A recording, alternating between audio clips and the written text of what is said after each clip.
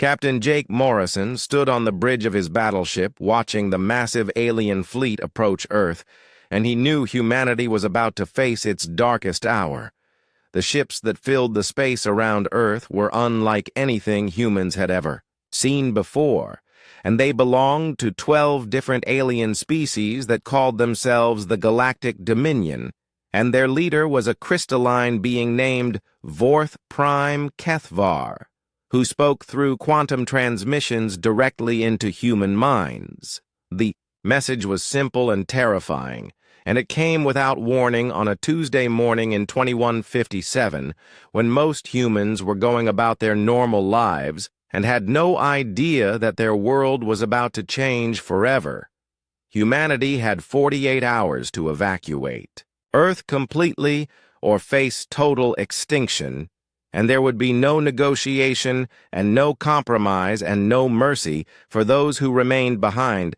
Admiral Lisa Carter received the alien ultimatum while she was having coffee in her office at Earth Defense Command, and she immediately called an emergency meeting with all military leaders, including General Alex Turner, who commanded the ground forces, and Captain Ryan Cole, who led the transport division. The aliens claimed that humans were a contamination species, and they were too dangerous and too unpredictable to be allowed to remain in the Sol system, and Earth was strategically important to their expansion plans, and they needed it for their own purposes. Danny Brooks was the chief engineer responsible for Earth's evacuation ships, and he had been working on designs for massive transport vessels for years, but never imagined he would need to build them in just 2 days. Amy Rodriguez was the lead scientist studying alien technology, and she had been analyzing fragments from crashed alien scouts for months, and she knew that humanity's weapons were completely useless against the Dominion's shields and armor. The first day of evacuation was chaos and panic spread through every city on Earth, as people realized they had to leave their home planet forever, and many refused to believe it was really happening. President Kate Sullivan addressed the world from the White House, and she told everyone that humanity would survive this crisis, and they would return to Earth someday, but first they needed to live through the next 48 hours. Dr. Ben Hayes was the president's chief advisor, and he had been studying galactic politics for years, and he knew that the Dominion had done this to dozens of other species, and most of those species were now extinct or enslaved.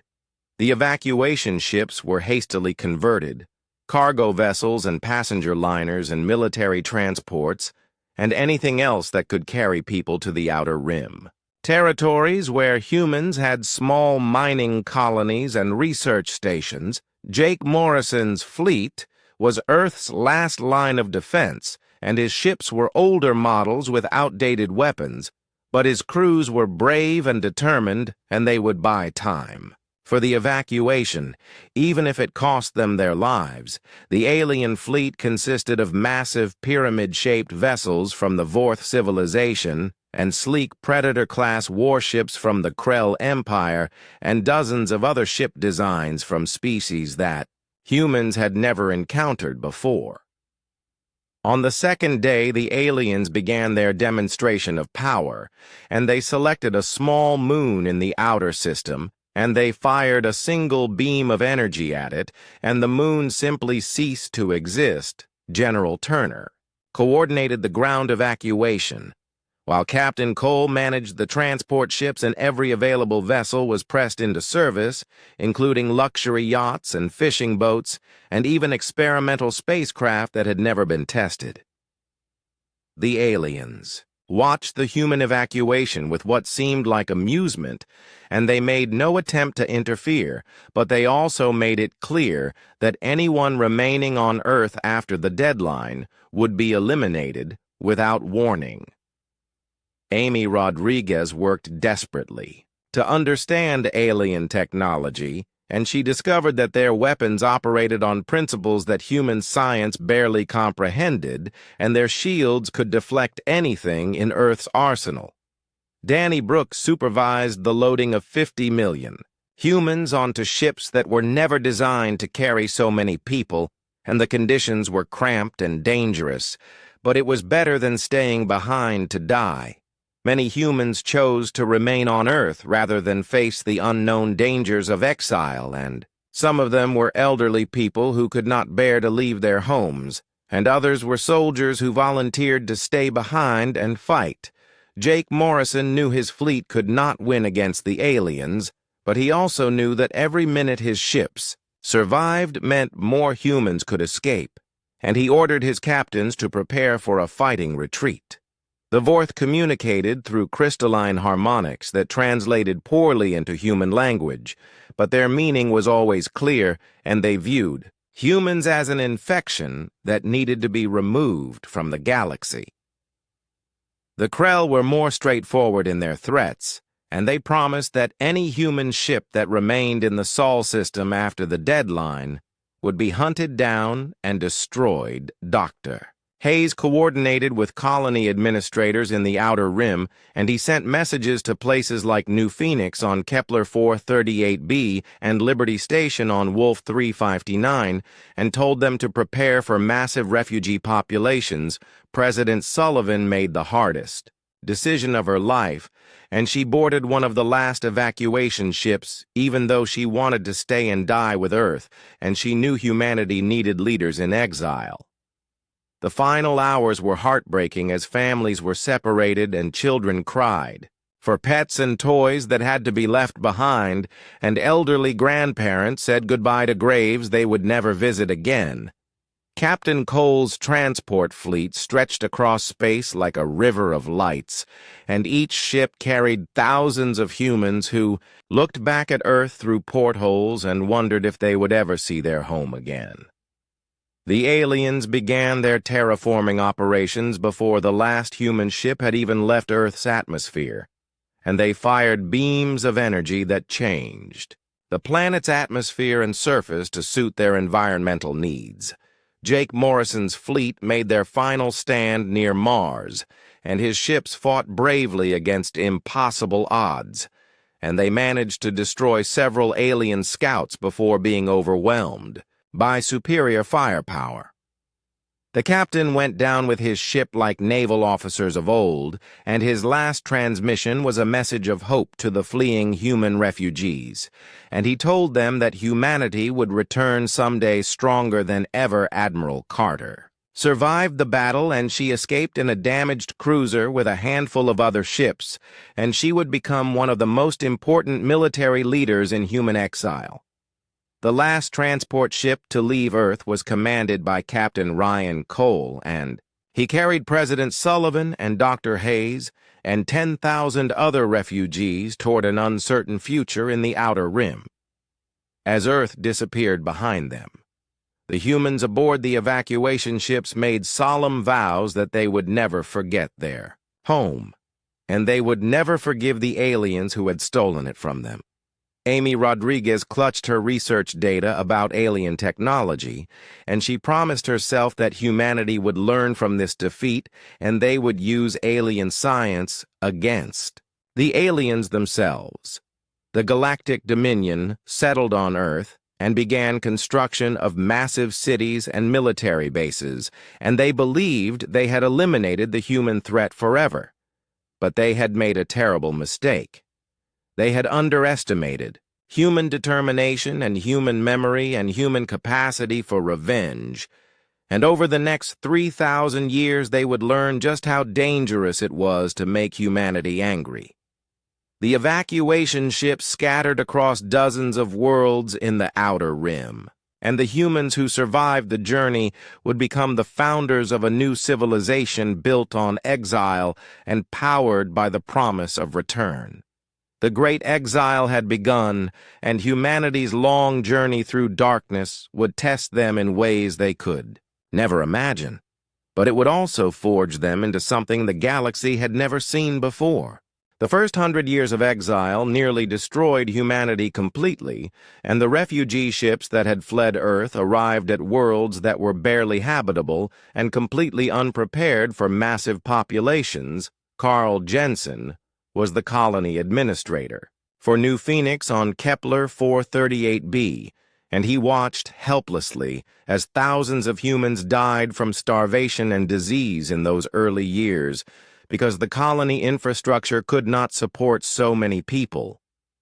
The world was a frozen wasteland with thin atmosphere and deadly radiation storms, and the humans who lived there had to build underground cities and learn to grow food in artificial environments. Maya Thompson commanded the security forces that protected the colonies from alien raiders and slavers who saw the scattered humans as easy prey, and she organized the first human resistance cells using weapons salvaged from the evacuation fleet. Dr. Linda Parker led the medical teams that tried to keep people alive in the harsh conditions, and she began researching genetic modifications that would help humans adapt to different planetary environments. Many colonies failed completely in those early years, and entire populations died from plague or starvation or alien attacks.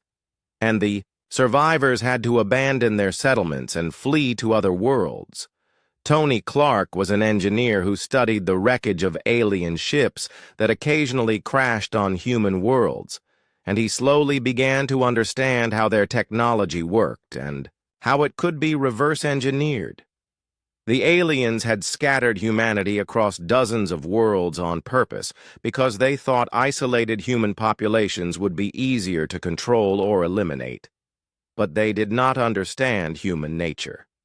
General Rick Stone organized the first military resistance against alien raiders, and he trained human fighters using guerrilla tactics that took advantage of their knowledge of local terrain and conditions. Admiral Helen Wright commanded the small fleet of human warships that had survived the exodus from Earth, and she used them to protect refugee convoys and attack alien supply lines. Dr. Peter Young was a historian who traveled between colonies collecting stories and records from Earth, and he created the Earth Archives, which preserved human knowledge and culture for future generations.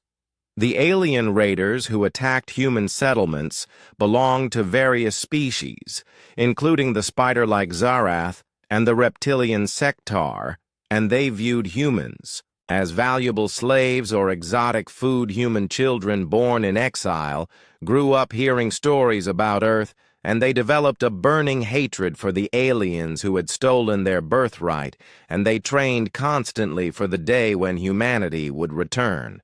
Commander Nina Davis was born on the mining world of Hope's End, and she became one of the most brilliant military tacticians in human history, and she developed new strategies for fighting technologically superior enemies. Jack Williams grew up in the shipyards of Liberty Station, and he learned to build spacecraft using salvaged alien components, and he created the first human ships that could match alien technology. The discovery of quantum crystal deposits on the world of Last Chance changed everything for humanity because these crystals could power advanced technology that had previously been impossible. Dr. Grace Miller was a physicist who studied the quantum crystals, and she discovered that they could be used to create faster-than-light communication, networks, and improved spacecraft engines. The human colonies began to specialize in different technologies and resources, and they traded with each other to build a stronger collective economy. New Phoenix became the center for agricultural research and terraforming technology, while Liberty Station focused on shipbuilding and weapons development. Hope's End was the military training center where human soldiers learned to fight against alien enemies, and Last Chance became the research hub for advanced physics and engineering. The aliens continued to raid human settlements, but they began to notice that the humans were fighting back more effectively, and their technology was improving rapidly. Maya Thompson's security forces captured more and more alien equipment, and Tony Clark's engineering teams became expert at adapting alien technology for human use. The first major human victory came in year 127, when Admiral Wright's fleet ambushed a Zareth raiding force and captured 3 intact alien warships. These captured ships provided humanity with working examples of alien shield technology and plasma weapons, and faster-than-light drives.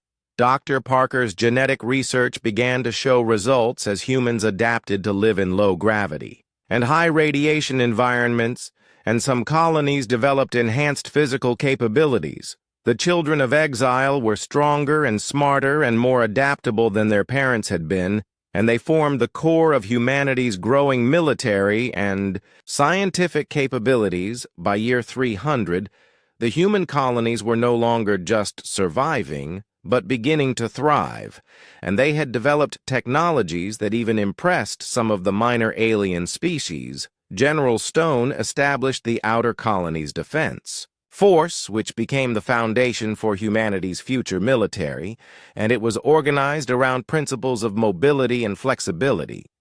The OCDF used hit-and-run tactics against alien enemies, and they specialized in capturing enemy technology and using it against its creators. Commander Davis led the first successful raid against a major alien military installation, and her forces captured enough equipment to outfit an entire human battle fleet. Jack Williams designed the first truly human warships that incorporated the best of human engineering with captured alien technology, and these ships were faster and more maneuverable than anything the aliens had. The turning point came in year 456, when human scientists discovered how to manufacture quantum crystals artificially, and this breakthrough made humanity independent of natural crystal deposits. Dr. Miller's research team created the first human faster-than-light communication network, which allowed the scattered colonies to coordinate their activities in real time. The aliens began to take notice of human activities, but they still viewed humanity as a minor nuisance rather than a serious threat, and this would prove to be their greatest mistake. Human intelligence networks began operating throughout alien space, and they gathered information about alien military capabilities and political structures. The Galactic Dominion was not as united as they pretended to be, and there were tensions between different alien species and conflicts over resources and territory. Dr. Young's historical research revealed that the Dominion had destroyed dozens of other civilizations in the past, and humanity was just the latest in a long line of victims. This knowledge fueled human anger and determination, and it also provided valuable intelligence about alien weaknesses and past tactical mistakes. By year 800, humanity had developed a sophisticated industrial base spread across multiple star systems, and they were producing advanced technology at an increasing rate. The human population had grown from 50 million refugees to over 2 billion people living on dozens of worlds, and their children had never known defeat or surrender. Admiral Wright's successor, Admiral Emma Taylor, commanded a growing fleet of human warships that were beginning to challenge alien dominance in the Outer Rim. The aliens finally began to realize that humanity was becoming a serious problem, but they still did not understand the full scope of human capabilities and determination. Human raids against alien installations became more frequent and more successful, and the humans always disappeared before alien reinforcements could arrive. The captured alien technology allowed humanity to develop their own advanced weapons and defensive systems, and some human innovations began to surpass alien equivalents. Dr. Parker's genetic research created enhanced human soldiers who could survive in vacuum for short periods and had improved reflexes and physical strength. By year 1000, the human colonies were connected by a network of trade routes and communication links that spanned hundreds of light years. The Outer Colonies Defense Force had evolved into a professional military organization, With specialized units for different types of operations, Commander Davis had become Admiral Davis, and she commanded the largest human battle fleet ever assembled, and her ships regularly patrolled the borders of alien space. The aliens responded by increasing their own military presence in the Outer Rim, but they found that human forces were elusive and impossible to pin down. Human technology continued to advance rapidly, and by year 1200 they had developed cloaking devices and energy shields, and weapons that could penetrate alien armor. The psychological impact of human resistance began to affect alien morale, and some alien species questioned whether the war against humanity was worth the cost. Dr. Miller's research into quantum physics led to breakthroughs in space-time manipulation, and humans began experimenting with weapons that could affect the structure of reality itself. By year 1500, humanity had not just survived their exile, but had transformed into something far more dangerous than they had been when they left Earth. The scattered refugees had become a unified civilization with advanced technology and a burning desire for revenge, and they were ready to begin the next phase of their plan.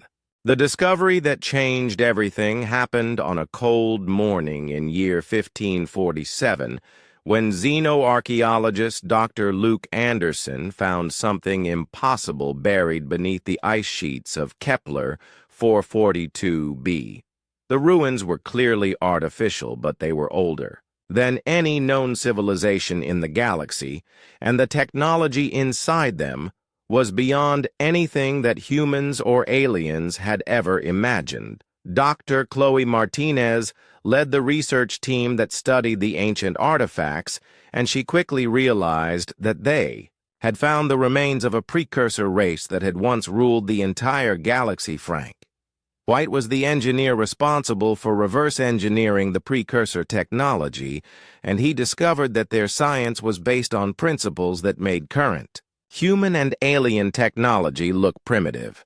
The artifacts included something the research team called the Prometheus Cache, which contained a complete database of precursor knowledge, including their history and their technology and their reasons for disappearing. Chancellor Roy Campbell of the Human Colonial Alliance recognized immediately that this discovery could change the balance of power in the galaxy, and he ordered the ruins to be kept secret while human scientists studied them. Admiral Emma Taylor coordinated security for the research site, and she made sure that no alien spies could discover what humanity had found on the frozen world. The precursor database revealed that the galaxy had once been home to hundreds of advanced civilizations, but a great catastrophe had destroyed most of them and forced the survivors to flee to other dimensions. The precursors had been the most advanced race in the galaxy, and they had developed technology that could manipulate matter at the quantum level and travel instantly between distant star systems. Steve Baker was the programmer who worked on adapting precursor computer systems for human use, and he created artificial intelligence programs that were far more sophisticated than anything previously possible. The precursor technology included weapons that could destroy entire star systems and defensive systems that could make planets completely invulnerable to attack. Dr. Grace Miller studied the precursor physics, and she discovered that they had learned to manipulate the fundamental forces of reality, including gravity and time and space itself. The precursors had also developed biotechnology that could enhance living beings far beyond their natural limitations and create new forms of life designed for specific purposes. Colonel Sam Mitchell commanded the special operations teams that began using precursor technology to conduct deep penetration missions into Dominion space. Major Kelly Foster led elite units equipped with precursor stealth systems and personal shields, and they could infiltrate alien installations without being detected.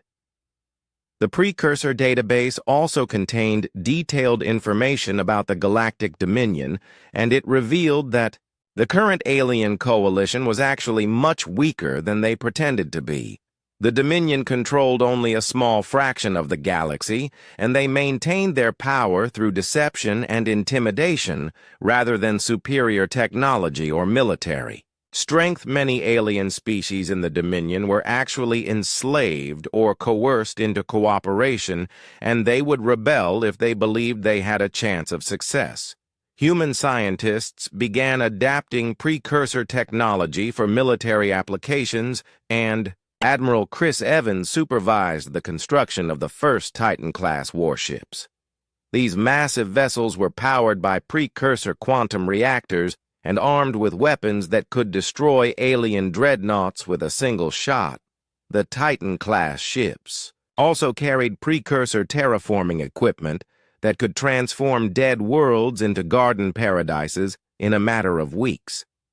Dr. Martinez discovered that the precursors had left similar caches on dozens of worlds throughout the galaxy, and she organized expeditions to locate and study them. Each new cache provided additional knowledge and technology, and humanity's capabilities grew exponentially with every discovery. The precursor biotechnology allowed Dr. Parker to create enhanced humans who were stronger and faster and smarter than baseline humanity. These enhanced soldiers became the core of humanity's special forces, and they were capable of operating in environments that would kill normal humans. Frank White's engineering teams began mass-producing precursor technology, and they built factories that could manufacture advanced equipment at incredible speed. The precursor manufacturing systems were completely automated, and they could convert raw materials into finished products without human supervision. Human colonies began transforming into technological marvels as precursor technology was integrated into every aspect of human civilization. Steve Baker's artificial intelligence systems managed colony operations with perfect efficiency, and they could predict and prevent problems before they occurred. The precursor database contained star charts that showed the locations of ancient battlefields and hidden weapons caches throughout the galaxy. Admiral Taylor organized exploration missions to these sites, and humanity began recovering vast arsenals of precursor weapons and equipment. By year 2000, humanity had reverse-engineered most precursor technology, and they were beginning to develop their own improvements and innovations. Human scientists created hybrid technologies that combined precursor principles with human engineering, and these new systems were even more effective than the originals. The precursor quantum tunneling technology revolutionized space travel, and human ships could now cross the galaxy in hours instead of months. This mobility advantage allowed humanity to establish hidden bases throughout the galaxy, and they began preparing for the next phase of their plan, Colonel Mitchell's Special Operations. Teams used precursor stealth technology to infiltrate Dominion military installations and steal intelligence. They discovered that the alien coalition was riddled with internal conflicts, and many species were plotting against their supposed allies. Major Foster's units began sabotaging alien infrastructure and assassinating key leaders, while making it look like the work of rival alien factions. The precursor biotechnology allowed humanity to create perfect alien disguises, and human agents could infiltrate alien societies without detection. Dr. Miller's research into precursor physics led to the development of reality manipulation weapons that could alter the laws of physics in localized areas. These weapons could make alien shields useless, or cause their weapons to malfunction, or even change the structure of space-time to trap enemy fleets. The precursor terraforming technology allowed humanity to create perfect worlds for human habitation, and the human population began growing rapidly. Year 2200, there were over 50 billion humans living on hundreds of worlds, and they had access to technology that was essentially magical. The precursor database revealed the locations of ancient alien homeworlds, and humanity began planning strikes against these strategically important targets. Admiral Evans expanded the Titan-class fleet, and by year 2300, humanity possessed 1,000 of these massive warships, along with millions of smaller vessels. The precursor manufacturing systems allowed humanity to build fleets faster than any alien civilization could respond to. Them human intelligence networks had infiltrated every level of Dominion society, and they knew more about alien military capabilities than the aliens did themselves, RE. Enhanced humans created by Dr. Parker became the leaders of a new generation that had never known fear or defeat. These enhanced leaders combined human determination with precursor knowledge, and they began planning humanity's return to galactic prominence. The precursor technology also included time manipulation devices that allowed humans to accelerate their own development while slowing down their enemies. By year 2400, humanity had achieved technological superiority over every known alien civilization, and they were ready to begin active operations. The Galactic Dominion still had no idea that humanity had discovered precursor technology, and they continued to view humans as a minor threat. This ignorance would prove to be fatal, because humanity was no longer the desperate refugee species that had fled Earth. They had become something far more dangerous than the galaxy had ever seen, and they were ready to begin their campaign of revenge. The precursor database had also revealed the ultimate truth about the galaxy, and it was more terrible than anyone had imagined. The great catastrophe that had destroyed the ancient civilizations was not a natural disaster, but the result of a war between the precursors and something even more dangerous. The precursors had sacrificed themselves to imprison this ancient enemy, but their prison was beginning to weaken. Humanity would not only have to reclaim Earth from the Galactic Dominion, but they would also have to prepare for the return of the galaxy's greatest threat. The knowledge of this coming danger only strengthened human resolve, because they understood that they were fighting not just for revenge, but for the survival of all life in the galaxy. By year 2500, humanity had completed their transformation from refugees to galactic superpower, and they were ready to begin the next phase of their plan. Director Paul Jackson stood in the command center of the Human Intelligence Division and watched as his agents began the most complex operation in galactic history. The Shadow War would not be fought with massive fleets or planet-destroying weapons, but with subtlety and deception, and the careful manipulation of alien politics. Agent Rachel Kim had spent 15 years infiltrating the Krell Empire, using precursor biotechnology to disguise herself as a Krell officer, and she now held a position. In their military intelligence, Janet Lewis operated as an economic warfare specialist, and she had identified the key trade routes and resource flows that kept the Galactic Dominion functioning. Derek Gray commanded the Information Warfare Division, and his teams had infiltrated alien communication networks and propaganda systems. The plan was elegant in its simplicity, and humanity would destroy the Dominion from within by turning their member species against each other. Admiral Sarah Blake commanded Operation Phantom, which deployed cloaked reconnaissance fleets throughout Dominion space to map every military installation and population center.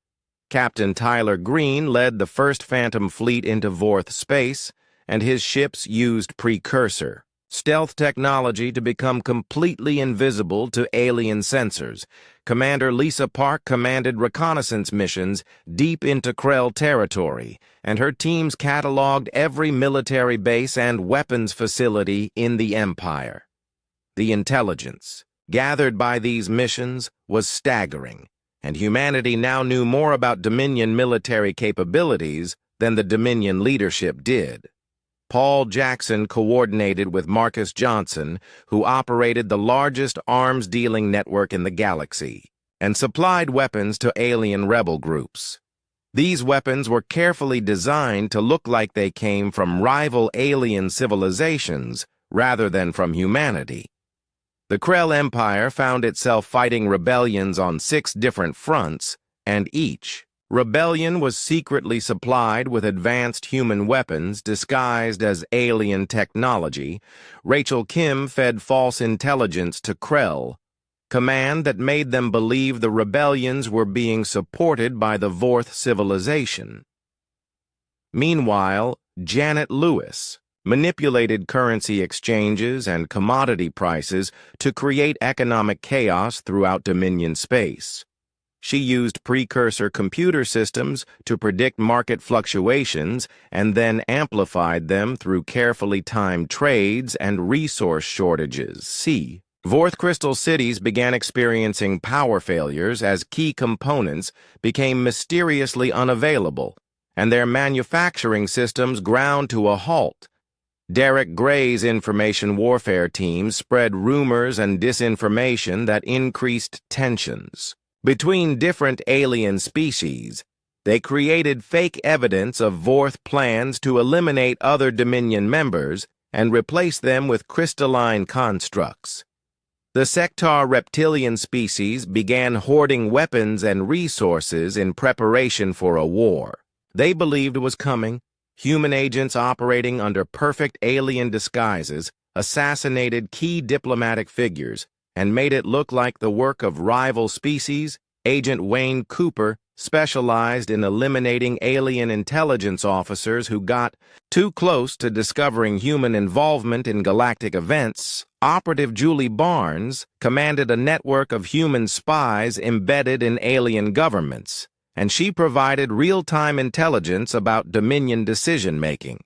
The beauty of the Shadow War was that every action humanity took appeared to be the result of natural alien conflicts and political tensions. The Dominion leadership suspected that someone was manipulating galactic politics, but they could never identify the source. Vorth Intelligence Prime Zethkar launched massive investigations to find the hidden enemy, but every lead pointed to other alien species. Krell Marshal Thexgon became convinced that the Vorth were secretly orchestrating the rebellions, and he began planning military action against them. Human agents encouraged these suspicions by providing carefully forged evidence that supported each side's paranoid theories. The Galactic Dominion slowly began to tear itself apart as member species turned against each other in an escalating cycle of mistrust and violence. Admiral Blake's Phantom fleets gathered detailed intelligence about alien defensive systems and identified critical vulnerabilities.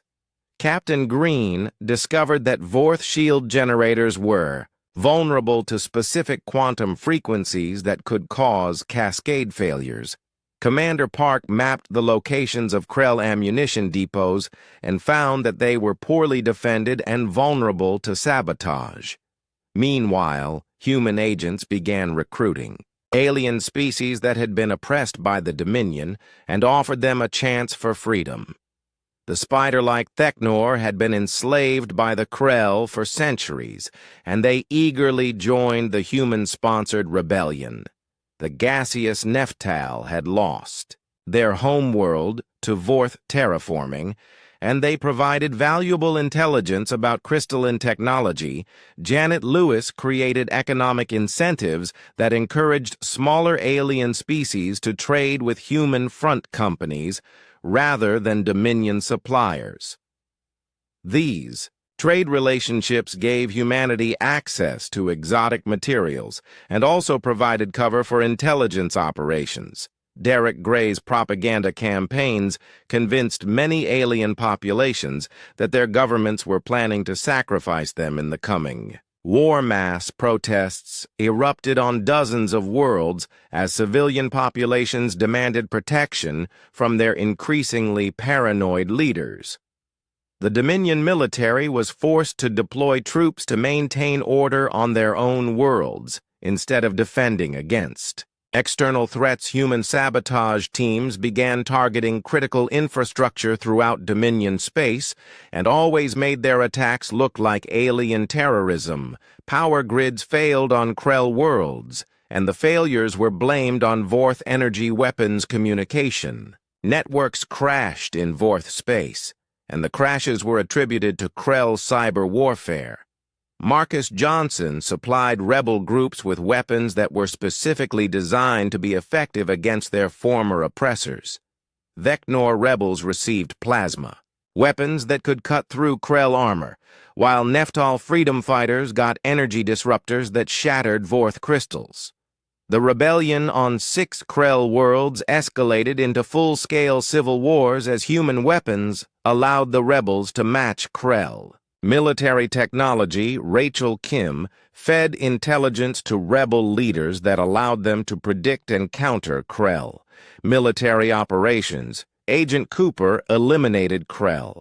Intelligence officers who might have discovered the human connection to the rebellions. The Vorth responded to the perceived Krell threat by mobilizing their own military forces, and tensions between the two powers reached critical levels. Operative Barnes reported that Dominion leaders were considering military action against each other, instead of investigating external threats. The Shadow War entered its final phase when human agents began eliminating the most competent alien leaders and replacing them with incompetent puppets. Vorth Prime. Kethvar was assassinated by what appeared to be a Krell strike team, but was actually a human special operations unit.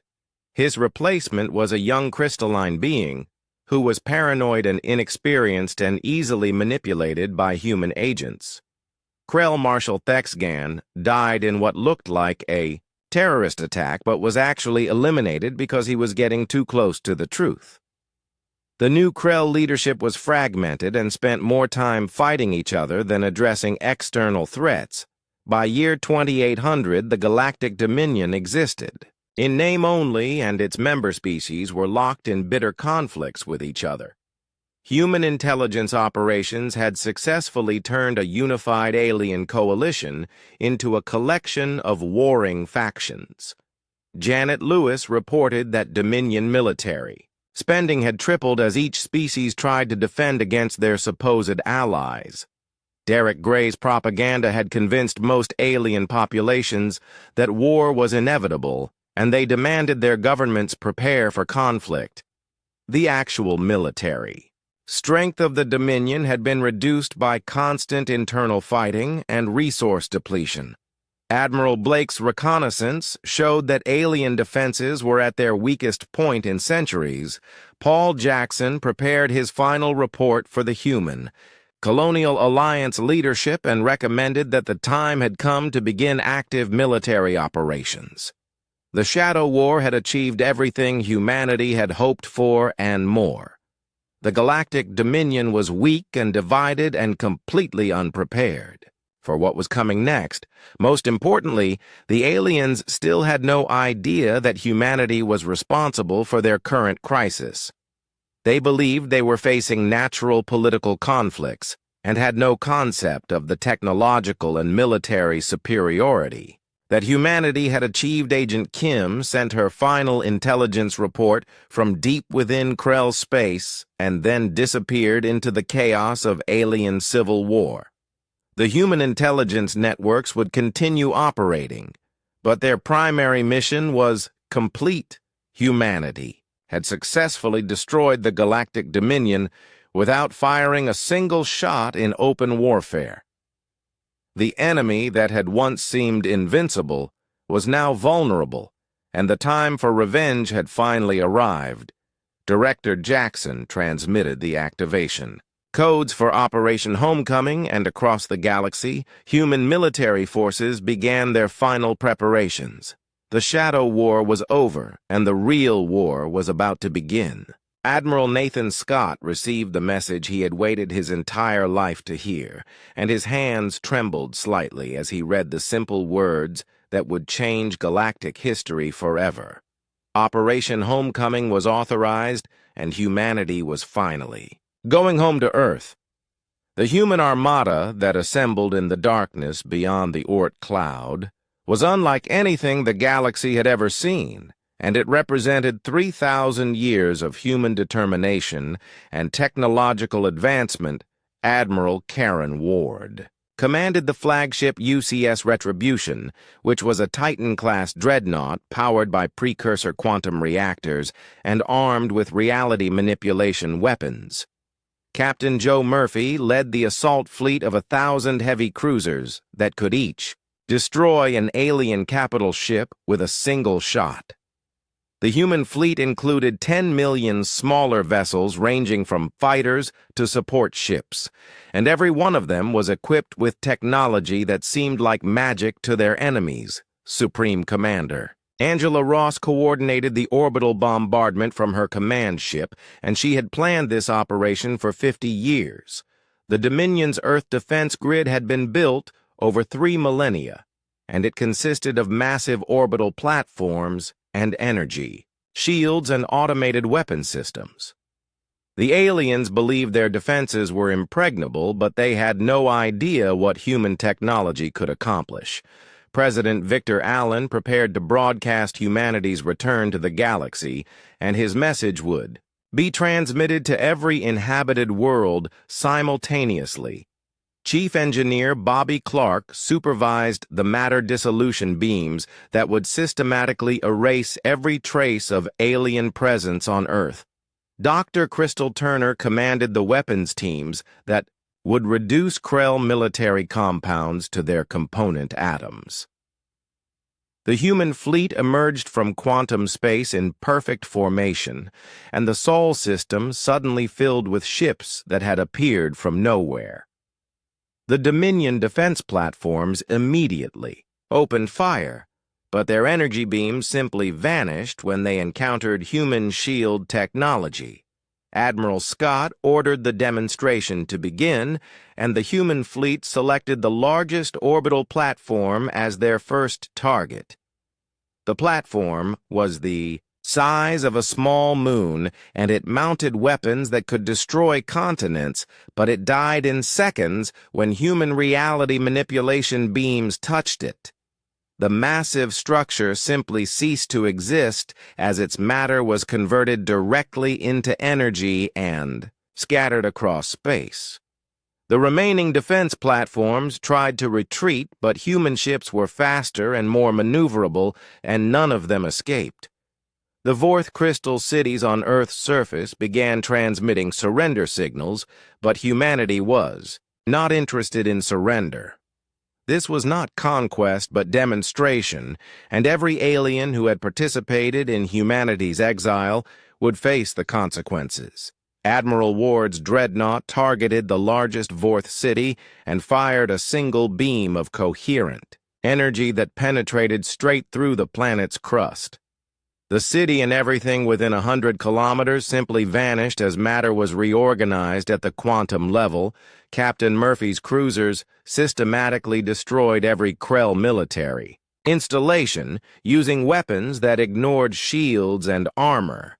The aliens had built their bases to withstand conventional attacks, but human technology operated on principles that made conventional defenses useless. Bobby Clark's engineering teams deployed specialized drones that began dismantling alien infrastructure at the molecular level.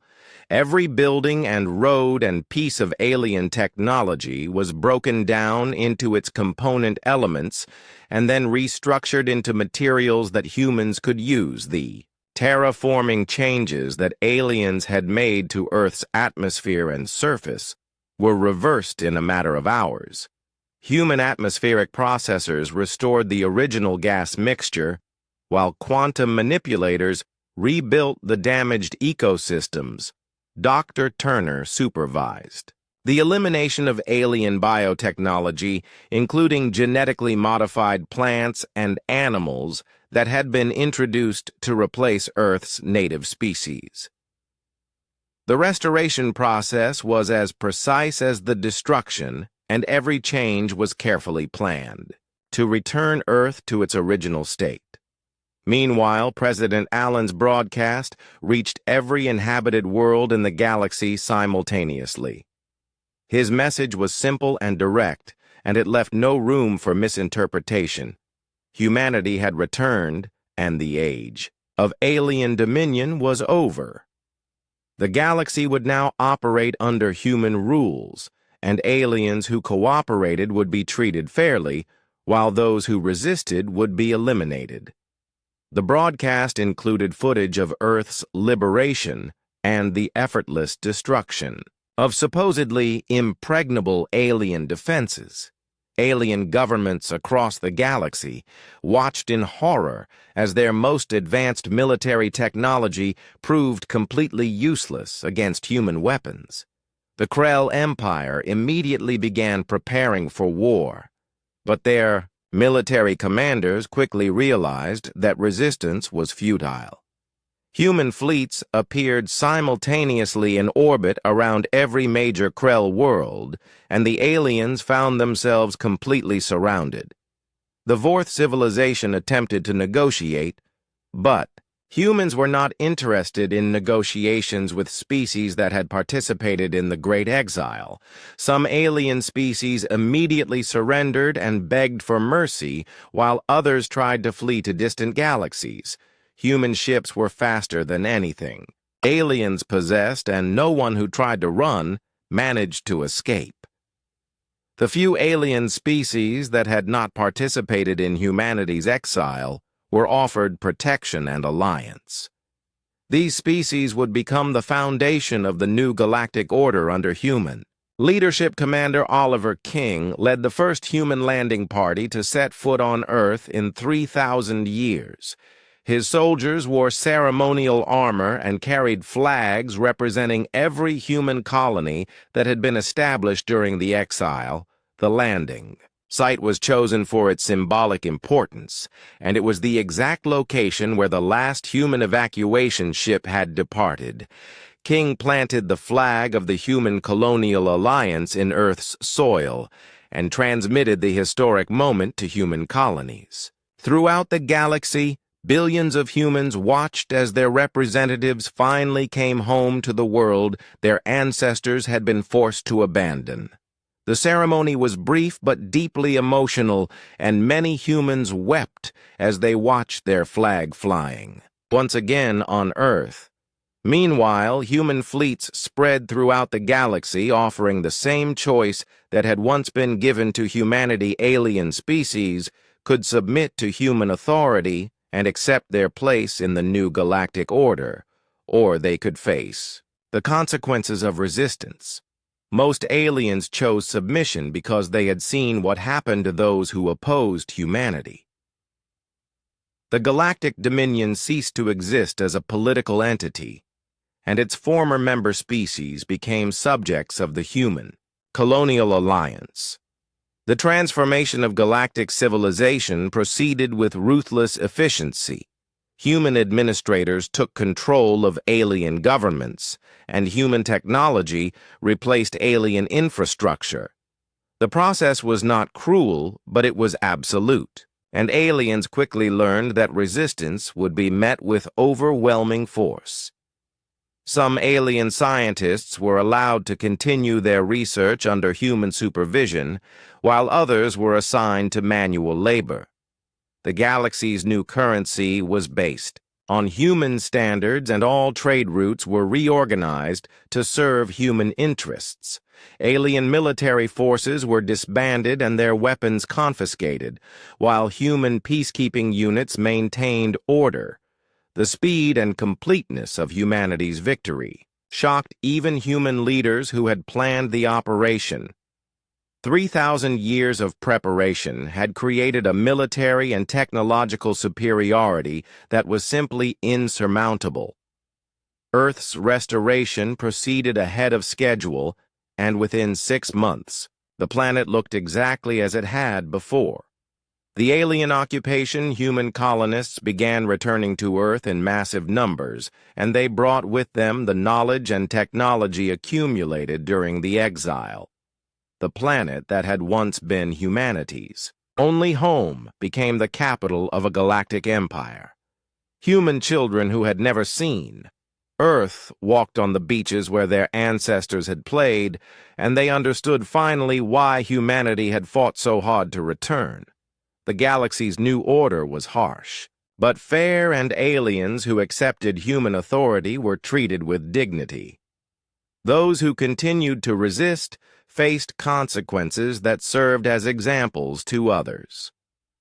The message was clear throughout the galaxy, and humanity remembered everything that had been done to them. The Great Exile had ended, and the time of human dominance had begun. The students had become the teachers, and their lesson was written in starfire across 1,000 worlds. Earth belonged to humanity, and they had returned with the power to enforce their claim. The galaxy would never again underestimate the children of Earth.